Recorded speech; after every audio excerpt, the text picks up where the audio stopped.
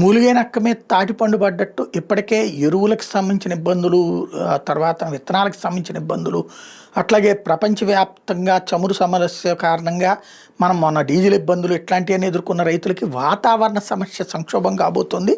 ఖరీఫ్లో ఎల్నినోని ఎదుర్కోక తప్పదని వాతావరణ సంస్థలు సూచిస్తున్నాయి. రాష్ట్రంలో 22 జిల్లాల మీద కరువు పడగ విప్పనబోతుంది. వ్యవసాయ ఉద్యాన పంటల సాగుకి తీవ్ర ఇబ్బందికర పరిస్థితులు కాబోతున్నాయి. ఖరీఫ్లో సాగే పప్పు ధాన్యాలు, నూనె గింజల పంటల మీద ఎక్కువ ప్రభావం పడబోతోంది.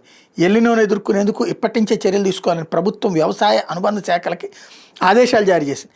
పశువులకు గ్రాసం కొరత తలెత్తకుండా ఉపాధి హామీ పథకం కింద గడ్డి పెంపకానికి ప్రణాళికలు కూడా రూపొందించారు. ఇక్కడ ఎల్నినో కారణంగా వర్షాలు సాధారణం కన్నా జూన్లో 15%, జూలైలో 17%, ఆగస్టులో 29%, సెప్టెంబర్లో 21%, అక్టోబర్లో 25% తక్కువగా ఉండబోతున్నాయట.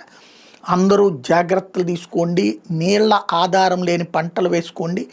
ప్రతి ఒక్కళ్ళు మస్ట్గా ఇన్సూరెన్స్ తీసుకోండి. క్రాప్ ఇన్సూరెన్స్ చాలా ముఖ్యం.